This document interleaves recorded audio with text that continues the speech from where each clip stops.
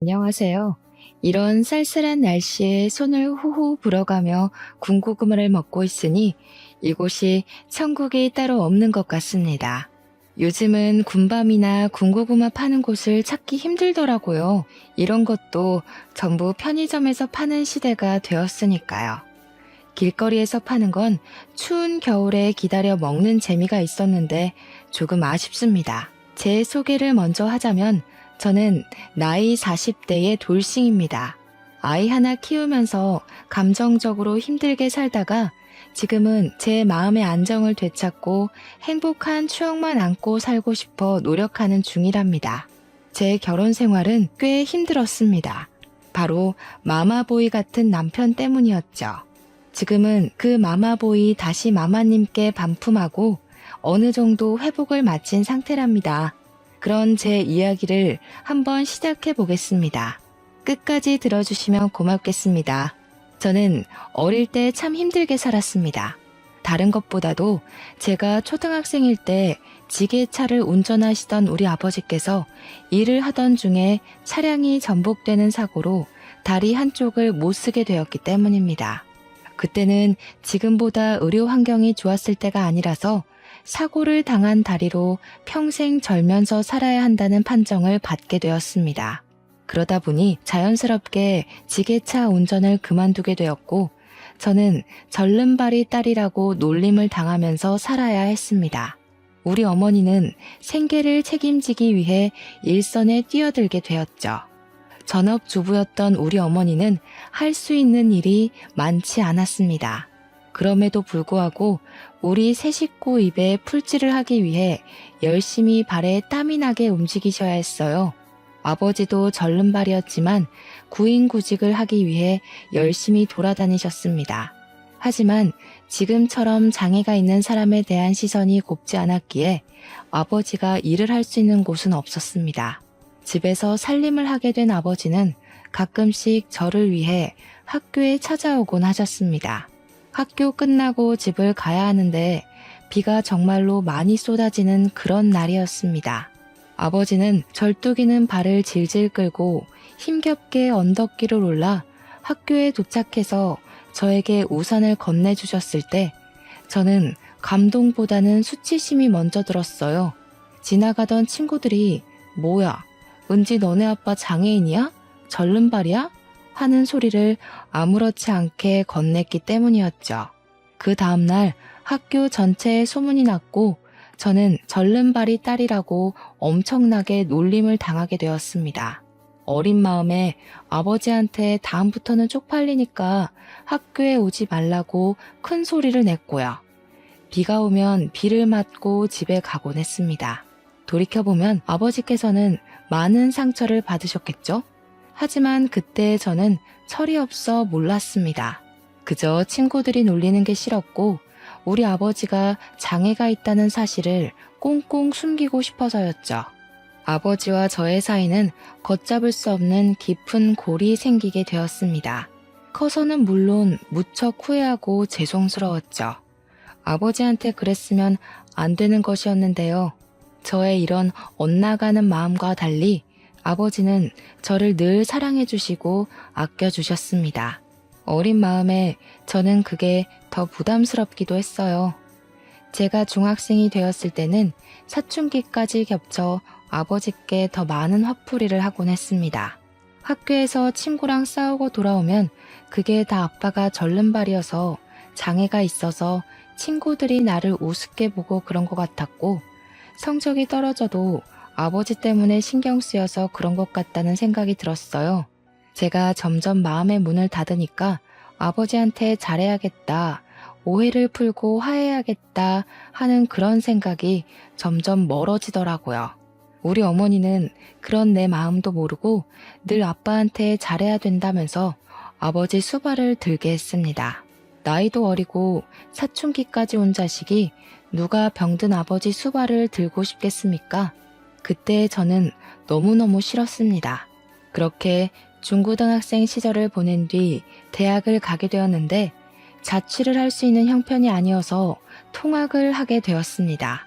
정말 1시간 반 거리의 학교를 다니면서 틈틈이 아르바이트를 하고 돈을 모아야 했기에 정말 더더욱 피곤하고 힘들었죠. 어렵사리 대학을 졸업하고 나서 열심히 취업 준비를 한 결과 목표하던 회사에서 합격 통보를 받았습니다. 저는 정말 하늘이 떠나가라 소리를 질렀죠. 기분이 너무 좋았습니다. 꽤 괜찮은 식품 기업이었고 중견 기업이라 회사 복지도 참 좋았어요. 가끔 가다가 냉동 만두를 박스로 챙겨주곤 했는데 우리 가족은 그 만두를 참 좋아했었거든요.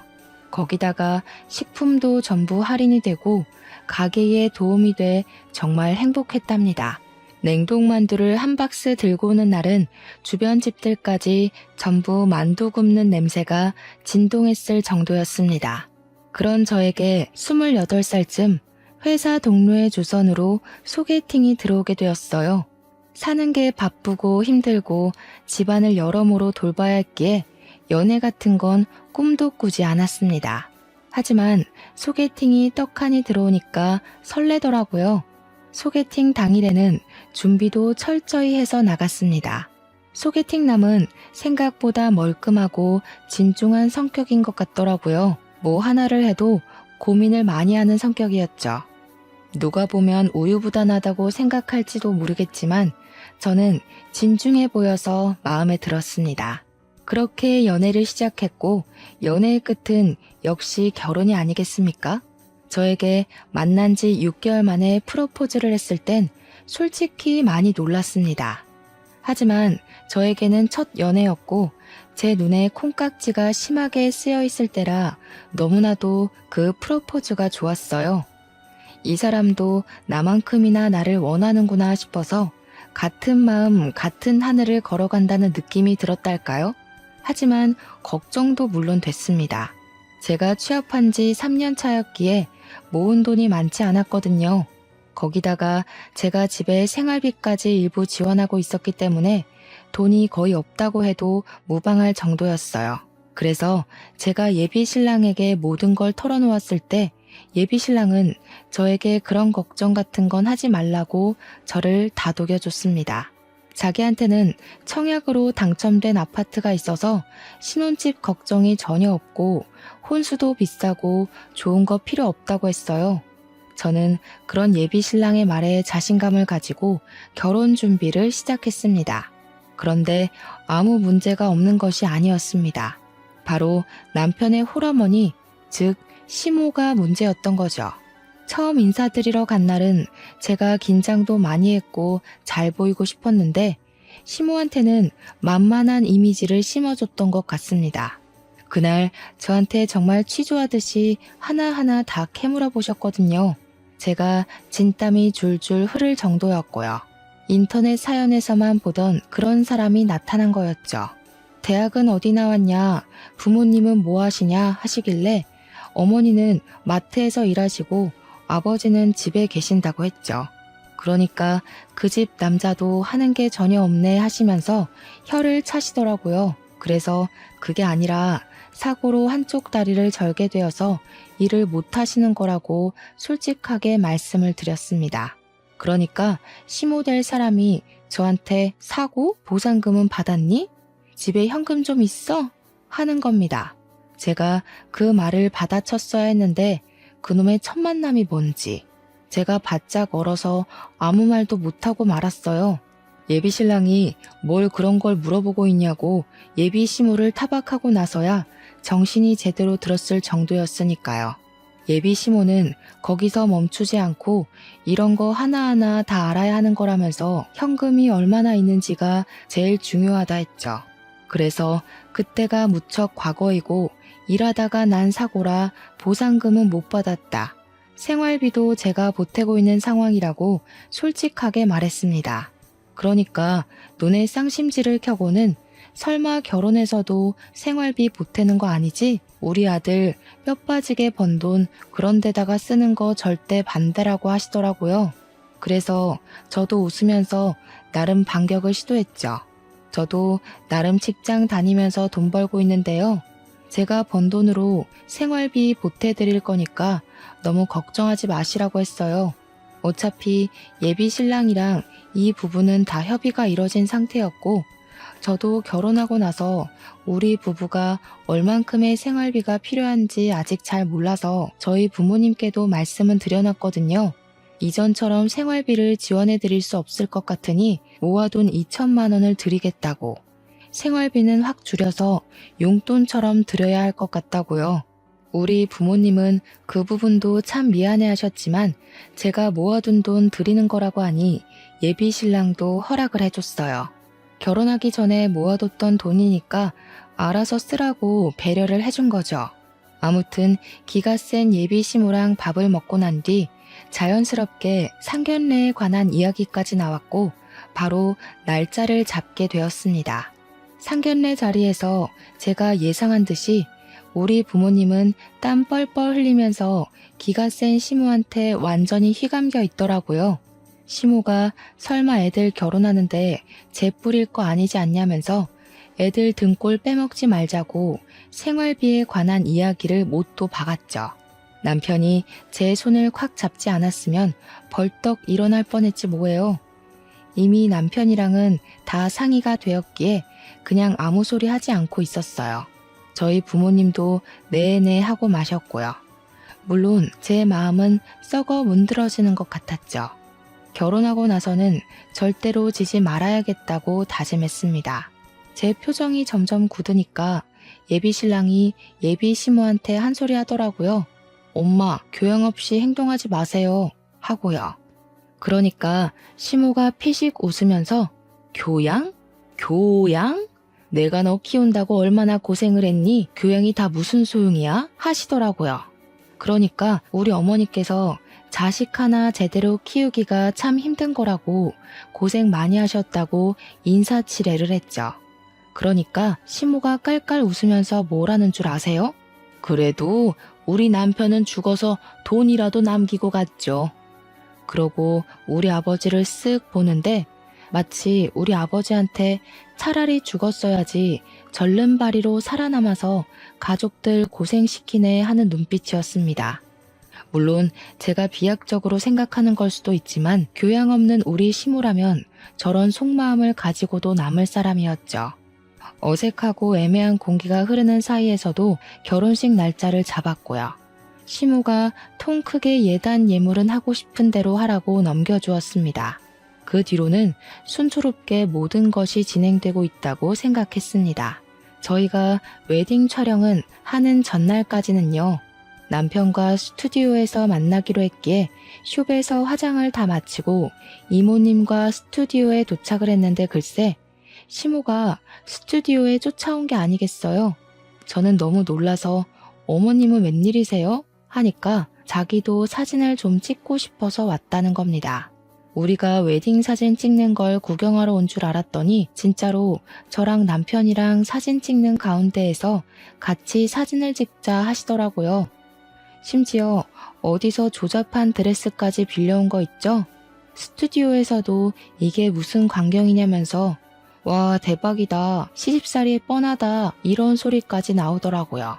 저는 진짜 한 번뿐인 웨딩 사진인데 너무 쪽팔리기도 하고 짜증도 나서 눈물까지 나올 지경이었습니다.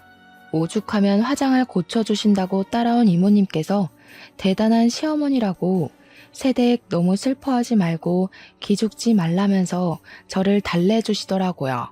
나 참 기가 차서 원. 우리 남편은 그런 시모를 보면서 아무 소리도 못하고 있는데 그게 더 짜증나더라고요. 그래서 시모도 듣는 곳에서 그냥 대놓고 말을 했죠. 누구 웨딩 사진을 찍으러 온 건지 헷갈리네요. 차라리 모자가 사이좋게 사진 찍으시는 게 어때요? 저는 그냥 집에 갈게요. 그러니까 남편이 한다는 소리가 우리 엄마는 결혼 사진도 못 찍고 결혼했다는데 불쌍하잖아. 우리는 다음에 리마인드 웨딩인가? 그런 거 하면 되는 거 아니냐고 나불나불 거리는 거 있죠?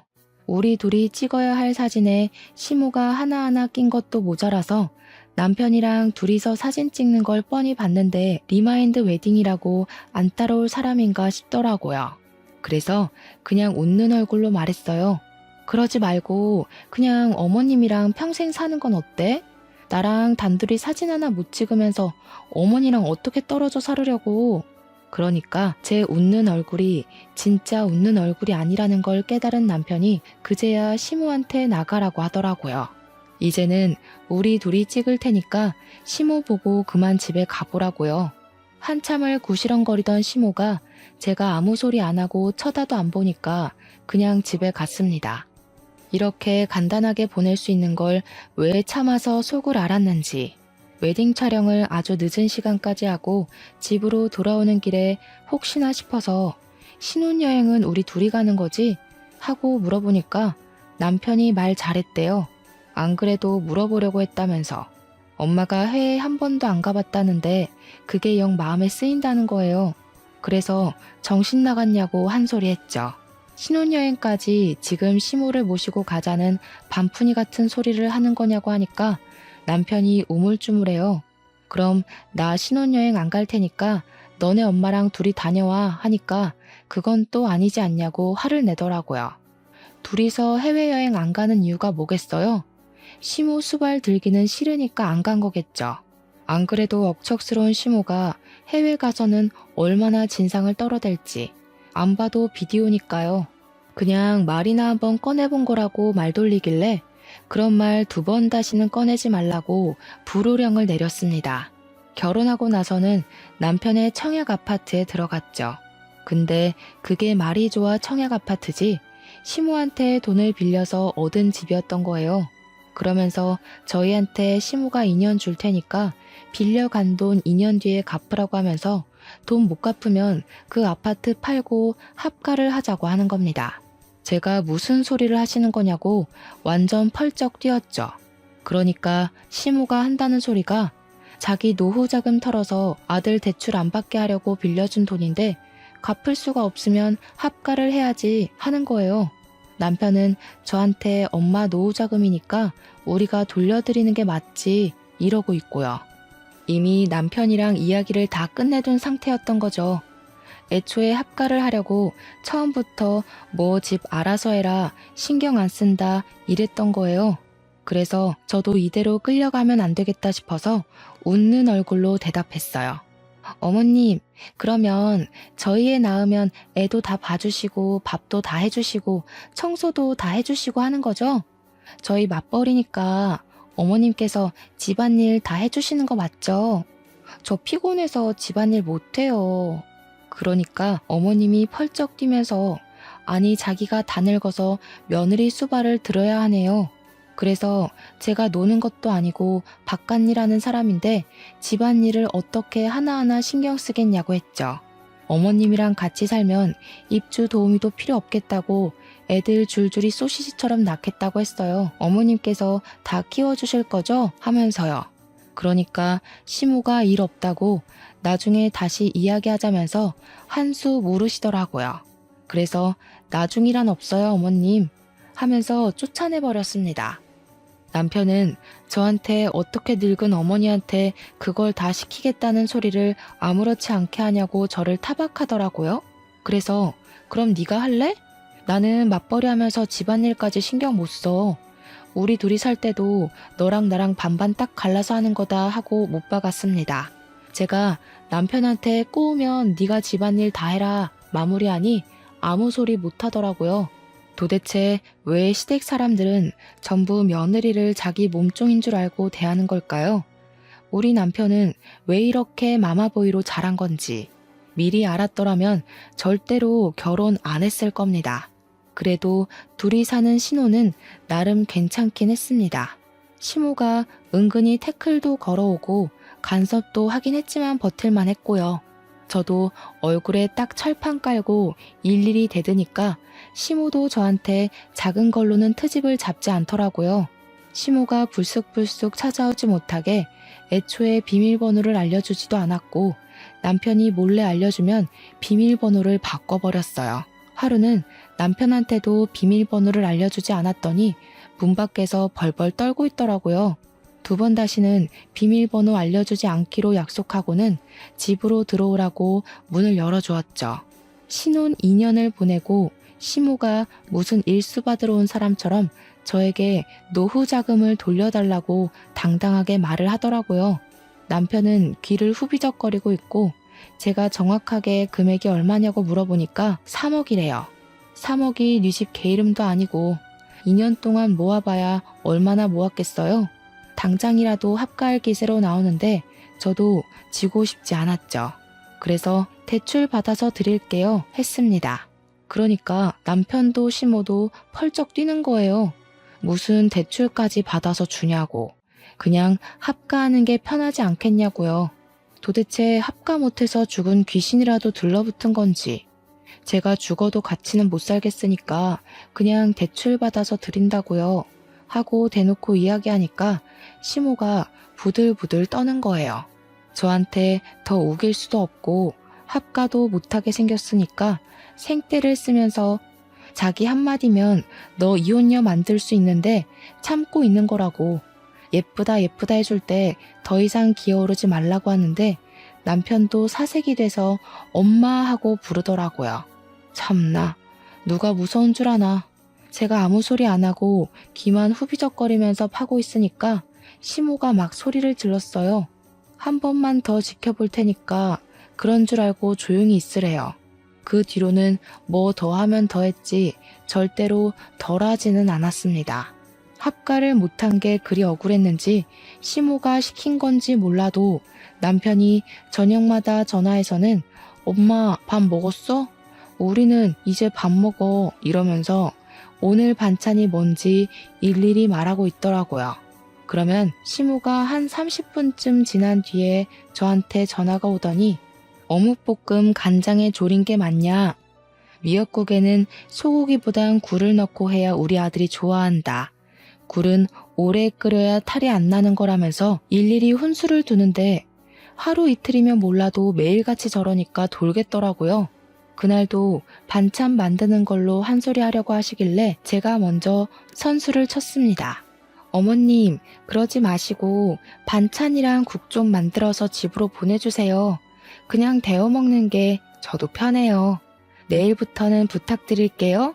하고 끊어버렸습니다. 그러니까 바로 또 전화 오는데 설거지 해야 돼서 바빠요. 하고 끊어버렸죠. 그 다음날 반찬을 해주셨게요? 당연히 안 해주셨죠. 대신 반찬 만드는 걸로 훈계하시던 전화도 뚝 끊어졌습니다. 주말이면 불러내서 오랜만에 얼굴 보자 하시는데 매주 보는 게 무슨 오랜만인지. 남편이랑 데이트하기로 했어요. 하고 피하고 제가 몸이 좀 안 좋아서요. 남편이랑 둘이 보세요. 하고 피했죠. 시모가 솔직히 자기 아들 보고 싶은 것도 있겠지만 저한테 잔소리하고 괴롭히고 싶어서 만나자는 소리로 들렸거든요. 속으로 그럴 거면 둘이 살지 왜 나랑 결혼해서 날 피곤하게 하나 하는 생각도 물론 들었죠. 하루는 장문으로 저한테 문자 메시지가 온 거예요. 우리 아들 옆에서 내조 잘하고 몸 관리 잘하고 있는 거 맞니? 임신은 왜 안 하니? 너 살쪄서 애가 안 생기는 거 아니니? 살 좀 빼라. 매일같이 몇 걸음 걸었는지 운동 몇 시간 했는지 나한테 보고하렴. 그래서 저도 최대한 예의를 갖추어서 답장을 보냈습니다. 회사 일하면서 저녁에 밥하고 빨래하고 하면 운동할 시간이 없네요. 아무리 남편이 가사를 좀 도와준다고 해도 전적으로 맡아주지 않는 이상 어렵겠어요. 남편한테 집안일 하라고 하고 저는 운동 다닐게요. 그러니까 바로 시모한테 전화가 오더라고요. 꼴릴 거 없어서 받았죠. 얘, 너 미쳤니? 우리 아들한테 집안일을 시키긴 왜 시킨다는 거야? 너 이혼당하고 싶어서 아주 수를 쓰는구나. 어머님 때문에 정말 이혼하고 싶네요. 누구는 뭐 이혼 안 하고 싶어서 가만히 있는 줄 아세요? 그렇게 귀한 아드님 보듬고 살 거면 결혼을 시키지 말았어야지. 결혼을 왜 시켜서 이러세요? 노총각 걷어준 거 고마운 줄 모르고 뻔뻔하긴 이 못돼 처먹은 아줌마 같으니라고. 다시 한 번 더 이혼하네 뭐네 하면 나도 가만 안 있어. 시모가 너 정신 나간 거야 뭐야? 야 이년아 하는데 전화 그냥 끊고 전원도 꺼버렸어요. 솔직히 이혼하고 싶은 마음이야 굴뚝같이 있었죠. 제가 친정에 이야기를 안 해본 것도 아니었어요. 그런데 친정엄마가 말리더라고요. 친정이 든든한 것도 아닌데 이혼까지 해서 낙인까지 찍히면 누가 절 데리고 가겠냐고요. 재혼이나 하겠냐면서 아직 살아본 지 얼마 안 됐으니까 버텨보라고 하는데 정말 가난이 죄구나 싶었습니다.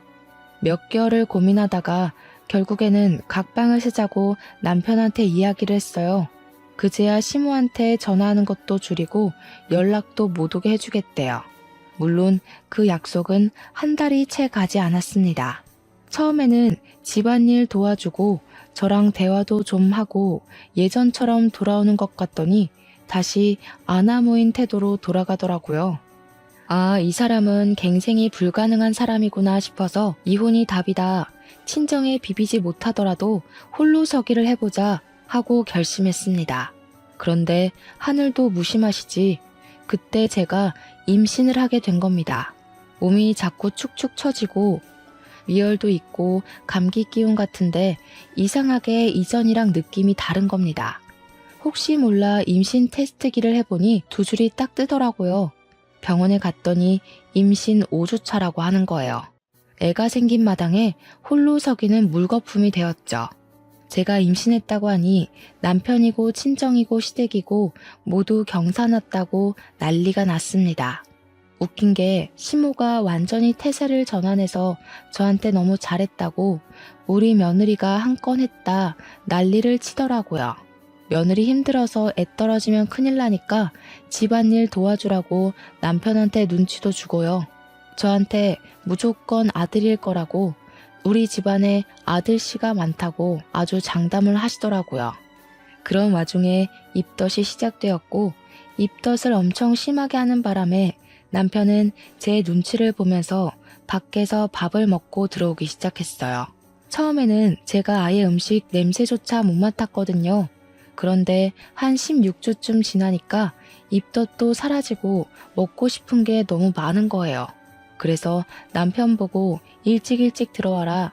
같이 밥 먹자고 먹고 싶은 게 너무 많다고 이야기를 했죠. 근데도 자꾸 남편이 밥 먹고 왔다고 늦게 들어오는 거예요.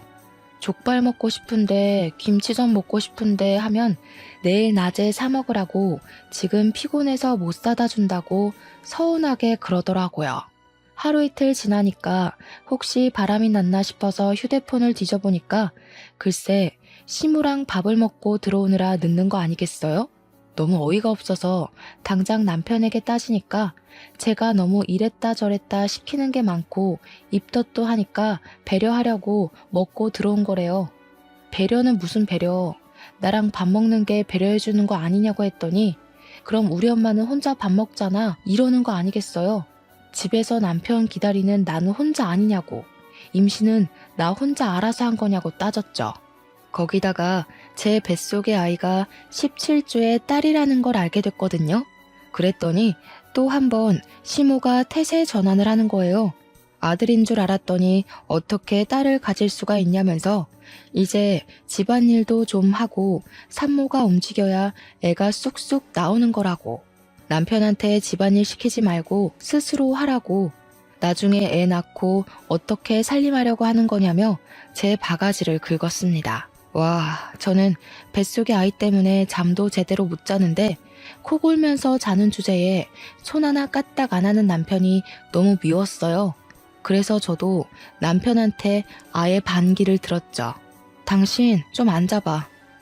임신, 출산, 육아는 나 혼자 하는 거야? 그런 거면 나도 정당한 대가를 받아야겠어. 아이에 대한 책임은 반반인데 임신도 출산도 다 나 혼자 하니까 불공평해. 임신 기간, 출산의 위험수당까지 계산해서 최저시급이랑 주휴수당 계산해서 줘. 그러니까 남편이 펄쩍 뛰는 겁니다. 저는 아직 말이 끝나지 않았다고 혼자 죽을 것 같은 고통 참고 애 낳아야 하고 며칠간 몸조리 해야 되고 수유도 해야 되고 시터 비용, 출산 비용, 산후조리 비용 다 대라고 했더니 기가 막힌다고 하더라고요. 내가 고통받는 만큼 너는 돈으로 계산하라고 했더니 저한테 네 약이면서 왜 자기한테 돈 내라고 하는 겁니다. 내 약이면 당신은 친권, 양육권 다 포기한다는 소리지? 그러니까 또 뭐 시모한테 봐달라고 하면 된다. 어린이집 보내면 되지 않냐 하는데 어린이집 대기번호 받는 게 얼마나 힘든 건지 모르나 보더라고요. 자기한테 뭘 바라길래 이런 소리를 하냐고 물어서 그냥 제가 말한 대로 다 해달라고 했어요. 네가 집안일을 했으면 얼마나 했냐고요. 너네 엄마도 집안일 시키지 말라고 하는데 가사 도우미 쓰겠다고 하니까 한숨만 푹푹 쉬더라고요. 저한테 육아휴직 내면 외벌이인데 생각이 있냐고 없냐고 따지더라고요. 그날 이후로 냉전이 시작되었고 저는 남편과 대화조차 하지 않는 상태로 딸아이를 출산했습니다. 산후조리원까지는 남편이 돈을 내줘서 갔는데 시모가 딸 낳은 주제에 조리원에 들어간다고 한 소리 하대요. 세상에, 아들 낳아야지만 조리원에 갈 수 있는 법이라도 있는 건지. 제가 어이가 없어서 아들이든 딸이든 핏줄 낳은 건데 뭐가 그렇게 문제라고 몸조리도 못하게 하는 거냐고 따졌습니다. 아들, 딸 차별하는 인터넷에서 보던 막장 시모냐고 되물었더니 저한테 우리 아들 밥 못 챙겨 먹을까 싶어서 그런 거다 하시더라고요. 조리원에서 남편 밥 다 주는데 뭐가 문제냐고 하니까 이번에는 우리 아들 잠자리 바뀌면 고생해서 그런 거래요. 아니, 당신 아들 코 골면서 잘만 자던데 제가 병원에 입원했을 때도 내내 코 골고 자고 있어서 간호사가 눈치까지 줬었거든요. 어머님, 잠자리 바뀌면 못 잔다던 사람이 코를 너무 골아서 간호사도 눈치 줬어요. 아내가 출산하고 입원해 있는데 그렇게 꿀잠 자는 사람 처음 봤대요, 글쎄. 그러니까 걱정하시려면 제 걱정을 좀 해주시는 게 어떨까요? 출산하고 제가 힘들었죠. 저 인간이 힘들 일이 뭐가 있겠어요, 어머니? 남편 자는 거 제가 동영상 찍어둔 거 있는데 한번 보실래요? 눕자마자 코부터 고는데 누구 닮았는지 신기하더라고요. 그러니까 시모가 킁킁 하면서 남편한테 엄마 집 와서 쉴래? 잠자리 바뀌니까 힘들지? 하더라고요. 우리 남편 장하게도 산후조리원에 산모들 많아서 부끄럽다면서 시댁에 가더라고요. 다른 집은 남편이 수유도 도와주고 유축도 도와준다던데 저는 혼자서 낑낑거리면서 하고 있었죠. 우리 남편은 다른 남편들이 아기 보느라 정신없을 때 시무랑 둘이 와서 면회 시간에만 쓱 보고 가더라고요. 저한테 애 얼굴이 왜 이렇게 빨간색이냐며 원숭이 같다고 하는데 시모는 제 얼굴 한번 보고 딸아이 얼굴 한번 보더니 성형수술비 좀 많이 나가겠네 하더라고요. 누가 봐도 남편 판박이죠? 자세히 보니까 어머님도 좀 닮았는데 어머님 유전자인 것 같으니까 수술비 적금 꼭 들어주세요. 그랬더니 둘 다 똥 씹은 표정으로 나가더라고요. 그렇게 조리원에서 퇴소하고 나서부터 진짜 육아전쟁이 시작되었습니다. 시모가 도와주면 된다고 호언장담을 하던 남편의 말과 달리 시모는 단 한 번도 도와주러 오지 않았고요. 친정에 이야기했더니 엄마가 와서 도와주시겠다고 하더라고요. 아빠도 와보고 싶어 하셨지만 다리가 불편해서 오래 움직일 수 없어서 못 오신다고 했어요. 친정 찬스로 그래도 밤에 잠은 자면서 아이를 케어했는데 엄마가 일을 하시니까 언제까지 도와주실 수가 없었어요. 그중에서 새벽 수유가 정말 힘들었는데 전몸살까지 겹치는 바람에 남편에게 도와달라고 낑낑거리면서 이야기를 했죠. 유축해놓은 거 데워서 먹여만 주라고 너무 아파서 못하겠다고 하니까 무슨 애엄마가 엄살이 그렇게 심하냐고 타박을 하는 겁니다. 내일 출근해야 하는데 지금 잠 깨면 어떻게 자라고 하는 거냐고. 그 말에 너무 서러워서 제가 소리를 쳤어요. 내가 밖에서 애 낳아왔어? 네 딸인데 어떻게 그런 식으로 말을 할 수가 있어? 네가 애한테 해준 게 뭐야? 목욕 한번 씻겨준 적 없는 사람이 저러니까 화나서 소리를 쳤더니 그 새벽에 시모한테 스피커폰으로 전화를 걸대요. 엄마가 와서 좀 도와줘. 나보고 애 젖을 먹이라 하잖아. 그게 뭔 소리냐? 우리 아들이 젖이 나와 뭐가 나와? 그래서 저도 전화기에 대고 소리를 꽥 질렀습니다. 유축해놓은 거 먹여달라 하는데 그게 뭐가 문제예요? 그거 하나 못할 거면 애는 왜 낳았어? 너네 먹여 살리려고 일하는 우리 아들이 불쌍하지도 않니? 아들, 자는데 자꾸 피곤하게 굴면 우리 집 와서 자고 출근해. 남편이 전화를 뚝 끊더니 우리 엄마 말 들었지? 이러면서 의기양양하게 굴더라고요. 그 말에 너무 열이 뻗쳐서 그 새벽에 전몸살로 퉁퉁 부은 몸을 이끌고 짐을 싸서 친정으로 갔습니다. 남편이 짐 싸는 저를 보면서 너 뭐하냐? 하는데 꺼지라고 너랑은 못 살겠다고 했어요. 네 입으로 네 자식이라고 한 내 자식 데리고 나갈 테니까 너는 아빠 노릇 할 생각도 하지 말고 권리도 찾으려고 하지 마. 황당해하고 있는 남편 놈을 뒤로하고 택시 잡아서 친정으로 울면서 갔죠. 제가 엉엉 우니까 엄마도 아빠도 놀래서 이게 무슨 꼴이냐고 그 새벽에 잠옷바람으로 달려 나오셨어요. 시모가 나한테 이혼당하고 싶냐고 막말한 거, 남편이 마마보이라는 거 죄다 일러바치니까 엄마도 아빠도 황당해 하셨습니다. 엄마가 그 정도였냐고 하는데 제가 그냥 참고 살라며 하며 빽 소리를 질렀죠. 아빠는 엄마한테 한 소리 했어요. 우리 딸이 최우선이지 어떻게 딸한테 참고 살라고 할 수가 있냐며 온 가족이 서로에게 미안하다고 이야기하면서 그날 밤 오래간만에 푹 잠을 잤습니다. 다음날 날이 밝자마자 시모가 저한테 전화를 해서는 어디냐고 집 나갔다면서 하고 묻더라고요. 한 번은 단판을 지어야겠다고 생각이 들어서 친정 왔다고 이야기를 했더니 콧방귀를 끼더라고요. 뭘 잘했다고 거기 가서 앉아있냐고 남편 흉보고 다니는 거 아니냐, 이혼당하고 싶냐, 또 똑같은 레퍼토리로 저를 싸잡아서 혼내더라고요. 그래서 제가 그랬죠. 내가 이혼을 왜 당해? 당하는 건 아줌마 아들이지. 나 이미 이혼하자고 했거든? 그러니까 씩씩거리면서 너 딱 기다려. 내가 거기로 갈 테니까 하면서 소리를 지르더니 전화를 뚝 끊어버리더라고요. 올 테면 와봐라. 나도 기다렸다 하는 마음으로 칼을 갈고 기다렸습니다. 진짜 오려나 싶었는데 기대했던 대로 씩씩거리면서 진짜 찾아왔더라고요. 저희 친정이 주택이라서 골목길 안쪽에 굽이굽이 있어서 찾기도 힘든데 어떻게 한 방에 딱 찾아왔더라고요. 웃긴 게 남편도 같이 씩씩거리면서 따라온 거 있죠? 문 열어준 아빠가 놀라서 엄마도 호출을 했어요. 마트에서 일을 하고 있다가 헐레벌떡 집으로 오셨더라고요. 5명이 거실에 둘러앉아 있는데 흥분이 가라앉지 않는 건지 시모가 씩씩거리면서 저한테 삿대질을 하면서 이야기를 하더라고요. 애가 배운 게 없어서 그런가 나한테 아줌마 아줌마 하대? 어디 쥐뿔도 없는 게 무슨 자존심이야? 그래서 저도 지지 않고 받아쳤죠. 몇 년 동안 나한테 이혼 가지고 협박하더니 내가 한다고 하니까 무섭나 봐? 그 나이에 애까지 달려서 이혼하면 누가 받아준다냐? 누가 받아줘야 이혼해요? 마마보이도 이혼 사유 되더라. 아줌마가 나한테 보낸 이혼 협박 문자 내가 다 가지고 있어. 그거 증거로 다 제출할 거고 재산 분할도 요청할 거야. 그랬더니 시모가 제 머리채를 확 잡아채면서 누구 아들을 이혼남으로 만들어? 하면서 악을 쓰더라고요. 저도 같이 머리채를 붙잡고 아줌마 아들이 나한테 한 짓이 얼만데 이혼 당해도 싸지 하면서 되받아쳤어요. 내 새끼 친권, 양육권 다 들고 올 거고 양육비도 꼬박꼬박 받을 거니까 각오하라고요. 우리 남편이랑 엄마가 놀래서 저랑 시무랑 뜯어말리고 있는데 아빠가 딱 한마디 하셨습니다. 교양 없이 굴 때부터 알아봤어.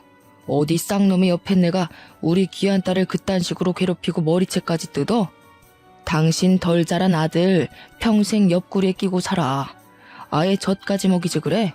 내 딸 고생시키지 말고 아들 수발이나 들면서 사셔. 아이고 누가 그런 말하면 무서워서 벌벌 떨 줄 알고? 그쪽이나 평생 한쪽 다리 절면서 딸한테 기대 사셔. 나도 하자 있는 부모 딸린 계집애 처음부터 집에 들이기 싫었어.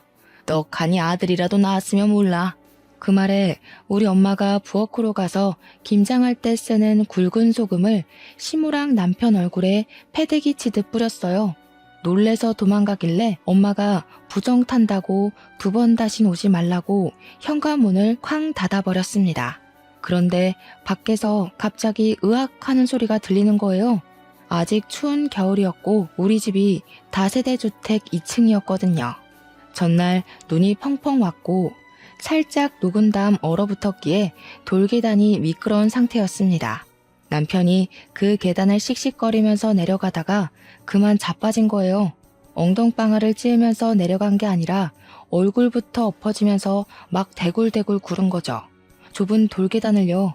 시모가 놀래서 아들아 아들아 하면서 119 좀 불러달라고 엉엉 울고 있는데 자세히 보니까 남편 무릎이 돌아가 있더라고요. 일단 놀래서 119는 불러줬죠. 그날 저녁에 시모한테 전화가 오더니 우리 아들 무릎뼈가 부러지면서 십자인대가 파열됐고 그 탓에 다리를 절게 됐다면서 저보고 책임을 지래요. 엉엉 울면서 저한테 빨리 와서 병수발을 들어야지 뭐하고 있냐고 소리를 치는 겁니다. 저는 너무 고소해서 웃음이 날 것 같았죠. 제가 거길 왜 가요? 평생 한쪽 다리 절면서 사는 아들 잘 돌보면서 사세요. 다리 불편한 우리 아빠한테 하자 있는 부모라고 막말하더니 아줌마는 하자 있는 아들이 생겨버렸네? 양심도 없지. 하자 있는 그놈 간호를 왜 내가 합니까? 저도 하자 있는 놈이랑 살 생각 추호도 없으니까 늙어 죽을 때까지 옆구리에 끼고 병간호하세요. 그러면서 침을 칵 퇴하고 뱉었습니다. 꼴 좋다고 깔깔거리면서 웃어도 좋고요. 그리고 바로 변호사 선임해서 이혼 소송도 시작했어요. 재산 분할도 받을 수 있다고 하길래 조금이지만 받게 되었고 위자료도 당연히 받았죠. 친권, 양육권 당연히 아이가 어리기 때문에 저한테 왔고요. 전 남편이 저한테 가끔 연락 와서는 보고 싶다고 우리 딸 한 번만 봤음 소원이 없다고 하는데 저는 모르쇠 했죠. 누구시냐고 우리 애는 아빠가 없어서요 했습니다. 저한테 그러지 말라고 애원을 하면서 엉엉 우는데 엄마 찾던 사람 다 어디 갔는지 이제 와서 저한테 약한 모습 보여주면 제가 뭐 냉큼 좋다고 받아줄 거라고 생각한 거죠. 그 생각 자체가 저를 바보로 본 거 아니겠어요? 이때다 싶어서 차단해버리고는 2번 다신 연락하지 말라고 면접 교섭권 당당하게 신청해서 오라고 했죠. 그래도 아이한테는 아빠이니까 면접 교섭권 신청해서 들고 오면 보여줄 수밖에 없는 현실이니까요. 제 생각에 아이랑 둘이서만 만나라고 하면 그것도 신청하지 않을 게 뻔했지만요. 시모가 여전히 남편 옆에서 병수발 들고 있다던데 앞으로 쭉 반성하면서 살았으면 좋겠습니다. 말이 씨가 된다고 사람이 마음을 곱게 먹어야 하지 않겠어요? 하자 있는 집안이라고 무시하더니 똑같이 돌려받으니까 지금쯤 얼마나 후회하고 있겠습니까? 저희 아버지를 절름발이라고 무시한 것도 마마보이 아들 둬 놓고 저한테 갑질한 것도 평생 속죄하고 후회하면서 살길 바라고 있어요. 이래서 당장 코앞의 일도 모르는 거라는 말이 있나 봐요. 청취자 여러분들도 항상 어디서나 말 조심하시고 받은 만큼 꼭 돌려주면서 사시길 바랍니다. 누군가에게 상처를 주면 그만큼 부메랑으로 돌아오는 법이라는 거 명심하셨으면 좋겠어요. 그러니까 내가 받은 상처도 꼭 그 사람에게 돌아갈 것입니다. 현명한 여러분의 선택을 저는 응원하고 지지하겠습니다. 여러분도 저의 홀로서기를 응원해 주시면 감사하겠습니다.